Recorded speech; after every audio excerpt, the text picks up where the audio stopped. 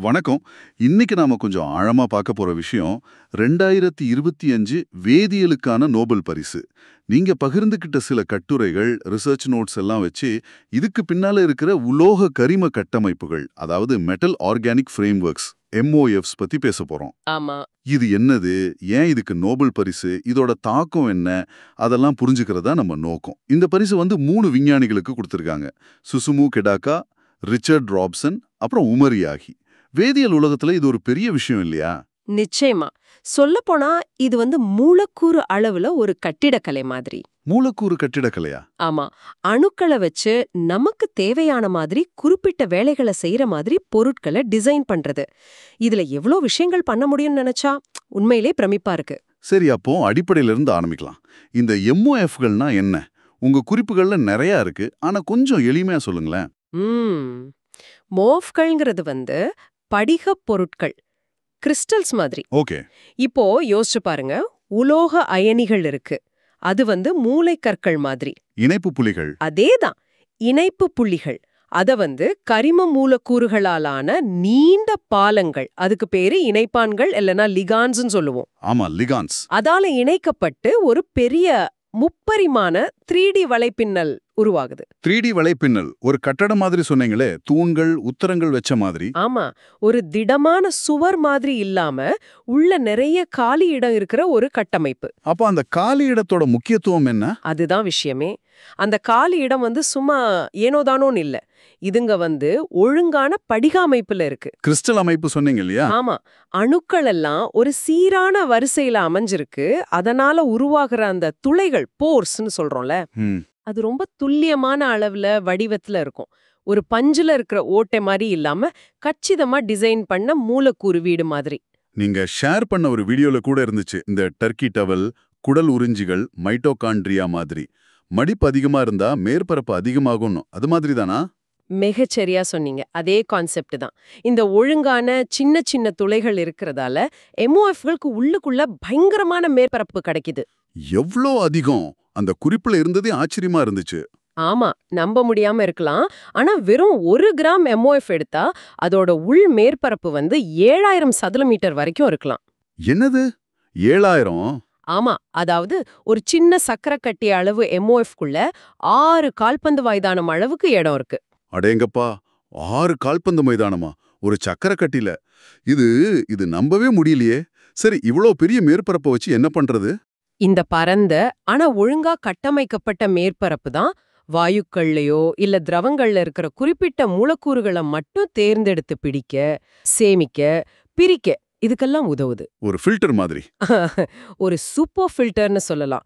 இல்லனா ஒரு பஞ்சு நுர மாதிரி தற்காலிகமா மூலக்கூறுகளை உள்ள இழுத்து தேவைப்படும் போது வெளியே விடும். முக்கியமான விஷயம் என்னன்னா, வேதியியலாளர்கள் இந்த துளைகளோட அளவு, வடிவம், ஏன் அதோட வேதியியல் தன்மை கூட, அதாவது எந்த மூலக்கூறு அது ஈர்க்கணும்னு அத கூட மாத்தி அமைக்க முடியும். ஓஹோ, கஸ்டமைஸ் பண்ண முடியுமா? ஆமா, மூலக்கூறு அளவுல தையல் வேலை பார்க்கற மாதிரி. இதுதான் நீங்க சொன்ன அந்த வலைப்பின்னல் வேதியியல், ரெட்டிகுலர் கெமிஸ்ட்ரியா? மூலக்கூறு அளவுல பிளான் பண்ணி கட்டுறது? அதேதான். இதுதான் இந்த துறையோட முக்கியமான புள்ளி. முன்னெல்லாம் புதுசா ஒரு பொருளை கண்டுபிடிக்கணும்னா நிறைய ட்ரையல் அண்ட் எரர் பண்ணுவாங்க. ஆமாம். ஆனா இந்த வலைப்பின்னல் வேதியியல் என்ன பண்ணுதுன்னா, எந்த மூலக்கூறு கட்டுமான பொருளை, பில்டிங் பிளாக்ஸ எப்படி இணைச்சா என்ன மாதிரி கட்டமைப்பு வரும், அதோட தன்மை எப்படி இருக்குன்னு ஓரளவுக்கு முன்கூட்டியே கணிக்க முடியுது. அப்புறம் அதை அப்படியே உருவாக்கவும் முடியுது. இது பொருள் வடிவமைப்புல ஒரு பெரிய முன்னேற்றம். இத கண்டுபிடிச்ச அந்த பயணமே சுவாரஸ்யமா இருக்குமே. உங்க குறிப்புகள் படி முதல்ல ரிச்சர்ட் ராப்சன் பத்தி பேசணும் இல்லையா? 70கள் 80கள்ல மெல்பர்ன், அரிசோனால வேலை செஞ்சவர். ஆமா, ராப்சன் தான் இந்த ஐடியாவோட முன்னோடி. அவர் என்ன யோசிச்சார்னா, உலோக அணுக்களை சின்ன சின்ன மூலக்கூறுகளோட இணைக்கிறதுக்கு பதிலா நீண்ட கரிம மூலக்கூறு பாலங்களால இணைச்சா என்ன ஆகும், பெரிய திறந்த வெளி உள்ள கட்டமைப்பை உருவாக்க முடியும்னு நினைச்சாரு.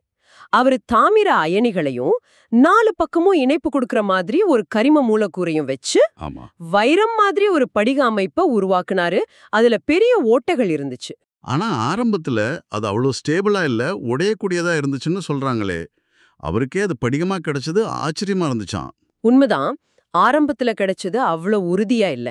ஆனா ஒரு உலோகத்தை சுத்தி மூலக்கூறுகள் ஒருங்கிணைஞ்சிருக்கிறது, அதாவது கோஆர்டினேஷன் காம்பவுண்ட்ஸ், அது புதுசில்ல. ஓ, அதுக்கு 110 வருஷத்துக்கு முன்னாடியே ஆல்ஃபிரட் வெர்னருக்கு நோபல் பரிசு கொடுத்திருக்காங்க. நம்ம ரத்தத்துல இருக்கிற ஹீமோகுளோபின்ல ஹீம் ஒரு நல்ல உதாரணம். சரி சரி. ராப்சன் என்ன பண்ணாருன்னா, இதே கொள்கைய வச்சு ரொம்ப பெரிய அளவுல முப்பரிமாணத்துல ஒரு பெரிய நெட்வொர்க்கை உருவாக்க முடியும்னு செஞ்சு காட்டினாரு. அதுவே பெரிய விஷயம். அப்போ சிலர் அவர் யோசனைய குப்பன்னு சொன்னதா கூட ஒரு குறிப்பு சொல்லுது. ஆமா, புது யோசனைகளுக்கு எப்பவும் ஆரம்பத்துல எதிர்ப்பு வரதானே செய்யும். சரி, ராப்சன் அடித்தளம் போட்டாரு. அடுத்து ஜப்பான்லேருந்து சுசுமு கடாகா ஸ்பெசிஃபிக்கா 1990கள்ல இவர்தான் இதை நிலைப்படுத்தினாரு. அப்புறம் ஒரு முக்கியமான பண்பையும் கண்டுபிடிச்சாருன்னு சொல்றீங்க. ஆமா, மிக முக்கியமா கிடாகா ஸ்பெசிபிசிட்டியோட 1997 சோதனை ஒரு திருப்பு முனைன்னு சொல்லலாம். அவரு கோபால்ட், நிக்கல், துத்தநாக மாதிரி உலோகங்களையும் 4.4 பைப்பிரிடின்னு ஒரு இணைப்பானையும் யூஸ் பண்ணாரு. அப்போ கிடைச்ச 3D மூவ்கள் ரொம்ப ஸ்டேபிளா இருந்துச்சு. முக்கியமா அதுங்க உடையாம மீத்தேன், நைட்ரஜன், ஆக்சிஜன் மாதிரி வாயுக்களை உள்ள இழுத்து அப்புறம் வெளியவும் விட்டது. ஓ, அப்பதான் அதோட செயல்பாடு தெரிஞ்சது. ஆமா, முதல்ல மோஃப்களோட உண்மையான செயல்பாடு தெரிய வந்தது அப்பதான். அது மட்டும் இல்லாம அதுக்கு நெகிழ்வுத்தன்மை, ஃப்ளெக்சிபிலிட்டி இருந்துச்சுன்னு சொல்றாங்களே, மென்மையான மோஃப்கள், அதே முக்கியம். அது ரொம்ப ரொம்ப முக்கியம். சில எம்ஓஎஃப்கள் என்ன பண்ணும்னா, உள்ள வாயு மூலக்கூறு போகும்போதோ இல்ல வெளியே வரும்போதோ இல்லனா வெப்பநிலை அழுத்தம் மாறும்போதோ தன்னோட கட்டமைப்பை லேசா மாத்திக்கும். அப்படியா? ஆமா, கிடகா ஸ்பெசிஃபிக்கா இத கண்டுபிடிச்சாரு. இதுக்கு மூலக்கூறு சுவாச இயக்கம்னு பேரு. இதனால அதோட செயல்பாட்டுல இன்னும் நிறைய சாத்தியங்கள் வந்துச்சு. குறிப்பா தேர்ந்தெடுத்து பிரிக்கிறதுக்கும் சேமிக்கிறதுக்கும் இது உதவியா இருந்துச்சு. அவருடைய பயனற்றதில் பயனை பார்க்கும் கொள்கை பத்தியும் குறிப்புல இருக்கு. ஆமா, ஆரம்பத்துல இந்த மாதிரி நெகிழ்வான பொருட்கள் நிலையற்றதுன்னு நினைச்சாங்க. ஆனா அவர் அதுலயும் ஒரு பயன் இருக்குன்னு பார்த்து அதை செயல்பாட்டு கொண்டு வந்தாரு. சுருக்கமா சொன்னா, ராப்சன் கட்டினாரு, கிடகா ஸ்பெசிஃபிக்கா அதுக்கு உயிர் கொடுத்தாரு. அடுத்து உம்மர் யாகி ஜார்டன்ல பிறந்து அமெரிக்கால வேலை செஞ்சவர். இவரோட பேரை தான் எம்ஓஎஃப்ங்கிற சொல்லோட அதிகமா பார்க்குறோம் இல்லையா? நீங்க அனுப்பின ஒரு வீடியோல கூட இவர் பின்னணி அறிவியல் பத்தின பார்வையெல்லாம் இருந்துச்சு. ஆமா, உமர் யாகியோட பங்களிப்பு ரொம்ப பெருசு. இவர்தான் இந்த பொருட்களை சும்மா லேப்ல இருக்கிற ஒரு ஆச்சரியமா இல்லாம நல்ல வலுவான, நம்பகமான, திரும்ப திரும்ப தயாரிக்கக்கூடிய, அதாவது ரீப்ரொடியூசபிள், நடைமுறைக்கு சாத்தியமான பொருட்களா மாத்தினது. 1995லயே அவர் 2D கட்டமைப்புகளை செஞ்சதா சொன்னீங்கல்ல? ஆமா, 1995லயே 2Dல செஞ்சு அது 350 டிகிரி செல்சியஸ் வரைக்கும் வெப்பத்தை தாங்கும், அப்புறம் விருந்தினர் மூலக்கூறுகளை பிடிச்சு வைக்கும்னு காட்டிட்டாரு. அதே வருஷம் நேச்சர் பத்திரிகையில உலோக கரிம கட்டமைப்பு, மெட்டல் ஆர்கானிக் ஃப்ரேம்வொர்க், MOFங்கிற வார்த்தையை முதல்ல பயன்படுத்தினதும் அவர்தான். ஆனா உண்மையான பிரேக் த்ரூ 1999ல வந்த MOF5 தானே? அந்த கால்பந்து மைதான உதாரணம் அதுக்கு தானே? அதேதான். MOF5 ஒரு மைல்கல். துத்தநாக அயனிகளையும் ஒரு குறிப்பிட்ட இணைப்பானியும் வச்சு அவர் உருவாக்கின அந்த 3D கட்டமைப்பு 300 டிகிரி செல்சியஸ் வரைக்கும் ஸ்டேபிள், மிக மிக அதிகமான மேற்பரப்பு. அதே 6 கால்பந்து மைதானம். ஆமா, முக்கியமா யாகியோட வேலை என்ன நிரூபிச்சதுன்னா, MOFகளை மூலக்கூறு லெகோ கட்டைகள் மாதிரி பகுத்தறிவுடன், அதாவது ரேஷனலி டிசைன் பண்ண முடியும்னு தெளிவா காட்டுச்சு. லெகோ கட்டைகள் மாதிரி? ஆமா, இதுதான் வலைப்பின்னல் வேதியியல், ரெட்டிகுலர் கெமிஸ்ட்ரி துறைய உறுதியா நிறுவுச்சு. அவர் பின்னணி பத்தின குறிப்பு, பாலஸ்தீன அகதியா அறிவியல்ல இவ்ளோ சாதிச்சிருக்காரு, அறிவியல் தான் உலகத்துல சமத்துவத்தை உருவாக்குற பெரிய சக்தின்னு அவர் சொன்னதா அந்த வீடியோல கேட்டப்போ ரொம்ப இன்ஸ்பைரிங்கா இருந்துச்சு. உண்மைதான். யாகி இந்த துறைய வெறும் தியரியில இருந்து உறுதியான நடைமுறை பயன்பாட்டுக்கு நகர்த்தினாரு. ராப்சன் விதை போட்டாரு, கிடாக்க ஸ்பெசிஃபிக்கா உயிர் ஊத்துனாரு, யாகி அத ஒரு வடிவமைப்பு அறிவியலா, டிசைன் சயின்ஸா மாத்தினாரு. ஆக ராப்சன் கட்டினார், கிடாக்க ஸ்பெசிஃபிக்கா சுவாசிக்க வைத்தார், யாகி வடிவமைத்தார். இது நல்ல ஞாபகம் வச்சுக்க முடியுது. ஆமா. சரி, இப்போ இந்த MOFகள் ஏன் இவ்வளோ புரட்சிகரமானதுன்னு நல்லா புரியுது. அதோட தனித்துவமான பண்புகள், பிரம்மாண்டமான உள்மேற்பரப்பு, நமக்கேத்த மாதிரி மாத்தக்கூடிய துளைகள், நல்ல நிலைப்புத்தன்மை, சிலதுல அந்த நெகிழ்வுத்தன்மை வேற. இதெல்லாம் ஜியோலைட் மாதிரியான மற்ற நுண்துளை பொருட்கள்ல இருந்து இதை வேறுபடுத்தி காட்டுது. ஜியோலைட்டுகளும் பயனுள்ளது தான், ஆனா அது கனிம பொருள், ரொம்ப கடினமா இருக்கும். அதுல இருக்கிற துளைகளை இப்படி நம்ம விஷயத்துக்கு மாத்த முடியாது, அப்படிதானே? சரியா சொன்னீங்க. இந்த பிரத்யேகமான பண்புகளோட கலவை தான் எம்ஓஎஃப்களை எண்ணி பார்க்க முடியாத அளவுக்கு பல பயன்பாடுகளுக்கு ஏத்ததா மாத்துது. குறிப்பா இன்னைக்கு நாம சந்திக்கிற பெரிய சவால்கள் இருக்கு இல்லையா? காலநிலை மாற்றம், தண்ணீர் பற்றாக்குறை. ஆமா, ஆற்றல் சேமிப்பு, இதுக்கெல்லாம் தீர்வு கண்டுபிடிக்கிறதுல இதுங்களுக்கு ஒரு பெரிய பங்கு இருக்கு. பயன்பாடுகள் பத்தி பேசும்போது குறிப்புகள நிறைய உதாரணங்கள் இருக்கு. சுற்றுச்சூழல் சம்பந்தமா கொஞ்சம் சொல்லுங்களேன். முதல் விஷயம் கார்பன் கேப்சரை பிடிக்கிறது. Carbon capture. ஆமா, அது ரொம்ப முக்கியம். தொழிற்சாலை புகையிலிருந்து வர்ற CO2 வாயுவை மட்டும் தனியா பிரிச்செடுக்க CALF 20 மாதிரி MOFகள் உதவுது. யாகியோட ரிசர்ச்ல ஒரு விஷயம் சொல்றாங்க. ஒரு MOF சிலிண்டர்ல சாதாரண வெப்பநிலையில சேமிக்கிற CO2 அளவு அதே வாயுவை அதிக அழுத்தத்துல 9 சிலிண்டர்ல அடைக்கிறதுக்கு சமமா. 9 சிலிண்டரா? ஆமா, இது பெரிய விஷயம் இல்லையா? அப்புறம் அந்த பிடிச்ச CO2 வச்சு செயற்கை எரிபொருள் கூட தயாரிக்கலாம். அடுத்து தண்ணீர் பற்றாக்குறை. இது உலக அளவிய பிரச்சனையாச்சே. MOF எப்படி இதுல உதவும்? இது ரொம்ப ஆச்சரியமான ஒரு பயன்பாடு. MOF 303ன்னு ஒரு வகை இருக்கு. அது பாலைவன காத்துல, அதாவது ரொம்ப கம்மியான ஈரப்பதம் 20% இருக்கிற இடத்துல கூட காத்துல இருக்கிற நீராவிய பிடிச்சு அதுல இருந்து குடிக்கிற தண்ணியை எடுக்க உதவுது. பாலைவனத்திலே?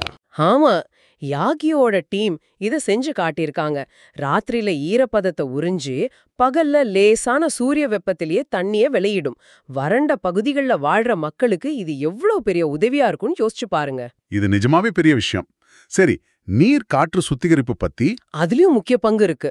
தண்ணியில கலக்கிற PFAS மாதிரி forever chemicalsனு சொல்ற ஆபத்தான மாசுகளை வடிகட்ட UIO 67 மாதிரி MOFகள் பயன்படுது. ஓ.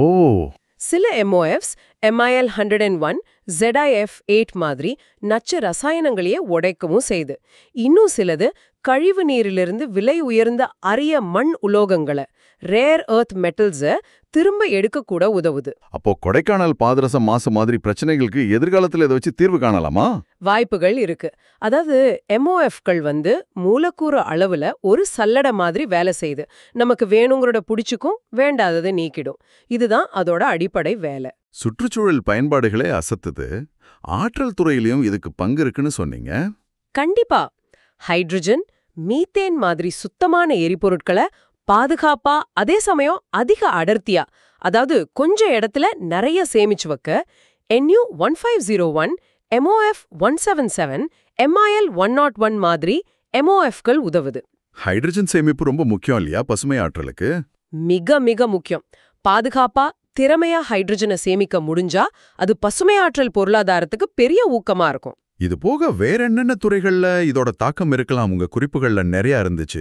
மருத்துவம், விவசாயம், தொழில், அந்த லிஸ்ட் போய்கிட்டே இருக்கும். செமிகண்டக்டர் தயாரிப்புல வர்ற நச்சு வாயுக்களை பிடிக்க, ஆமா, மருந்து இல்லனா என்சைம் தயாரிக்கிற வேதிவினைகளை வேகப்படுத்த, கேட்டலிஸ், ஓஹோ, உடம்புல குறிப்பிட்ட இடத்துல குறிப்பிட்ட நேரத்துல மருந்து கொண்டு சேர்க்க, ட்ரக் டெலிவரி. சரி, பழங்கள் சீக்கிரம் பழுக்காம இருக்க அதுக்கு காரணமான எத்திலின் வாயுவை உறிஞ்சி அதோட ஆயுள நீட்டிக்க, ஃபுட் பிரிசர்வேஷனா?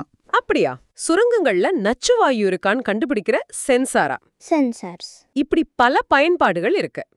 சுருக்கமா சொன்னா, மூலக்கூறு அளவுல எதையாவது பிரிக்கணும், சேமிக்கணும், மாத்தணும் இல்ல கண்டுபிடிக்கணும்னா அங்க MOFகளுக்கு வேலை இருக்க வாய்ப்பு அதிகம். நேச்சர் பத்திரிகையோட உலகை மாற்றும் 7 வேதியியல் பிரித்தெடுத்தல்கள் கட்டுரை பத்தியும் குறிப்பில் இருந்துச்சு.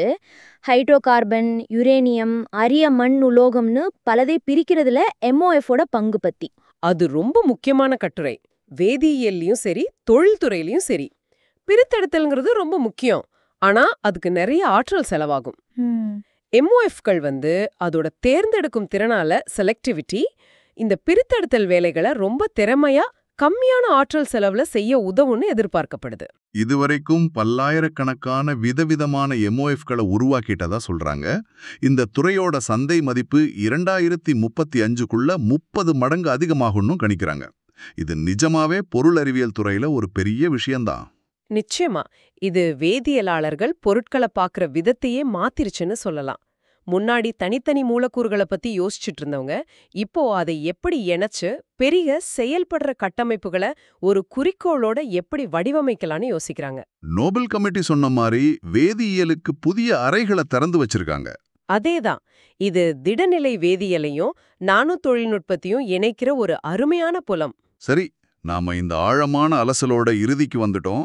சுருக்கமா பார்த்தா உலோக கரிம கட்டமைப்புகள், அதாவது எம்ஓஎஃப்ஸ், மூலக்கூறு அளவுல லெகோ கட்டைகள் மாறி அதோட வடிவமைக்கக்கூடிய நுண்துளை அமைப்பு வேதியியல்ல ஒரு புரட்சியை உண்டாக்கி நம்ம உலகம் சந்திக்கிற தண்ணீர், ஆற்றல், காலநிலை மாதிரி பெரிய சவால்களுக்கு புதுமையான தீர்வுகளை கொடுக்குது. ஆமா. ரிச்சர்ட் ராப்சனோட தொலைநோக்கு, சுசுமு கடுகா ஸ்பெசிஃபை கொடுத்த நிலைப்புத்தன்மை, நெகிழ்வுத்தன்மை, உமர் யாகியோட பகுத்தறிவு வடிவமைப்பு, உறுதிப்பாடு, இந்த 3 பேரோட பங்களிப்பும் இதுக்கு காரணம். அந்த வரிசை நல்லா இருக்கு. ராப்சன் கட்டினார், கிடகா ஸ்பெசிஃபிக்கா சுவாசிக்க வைத்தார், யாகி வடிவமைத்தார். வேதியியல்ல இது ஒரு பெரிய மாற்றம்தான். தனி மூலக்கூறுகளை படிக்கிறதுல இருந்து அதை வச்சு செயல்படுற அமைப்புகளை வடிவமைக்கிற முறைக்கு மாறிட்டோம். இது எக்கச்சக்கமான புது சாத்தியங்களை திறந்து விட்டுருக்கு. கடைசியா உங்களை யோசிக்க வைக்கிற ஒரு கேள்வி. இப்போ வேதியியலாளர்களால இவ்வளவு துல்லியமா இந்த பொருட்களை டிசைன் பண்ண முடியுது. இதுல செயற்கை நுண்ணறிவு, அதாவது ஏஐயோட உதவியும் சேரும்போது புது புது எம்ஓஎஃப்களோட கண்டுபிடிப்பு இன்னும் வேகமாகுமே. கண்டிப்பா. அப்படி பார்க்கும்போது அடுத்த 10 வருஷத்துல இப்போ நாம கற்பனை கூட பண்ண முடியாத வேறு என்னென்ன பிரச்சனைகளை இந்த எம்ஓஎஃப்கள் தீர்த்து வைக்கும்னு நீங்க நினைக்கிறீங்க? ஒருவேளை இந்த மூலக்கூறு கட்டுமான பொருட்கள் உங்க கையில கிடைச்சா, நீங்க எந்த மாதிரி தேவைக்கு எப்படிப்பட்ட ஒரு தனிப்பயன் பொருளை வடிவமைக்க முயற்சி பண்ணுவீங்க? யோசிச்சு பாருங்க.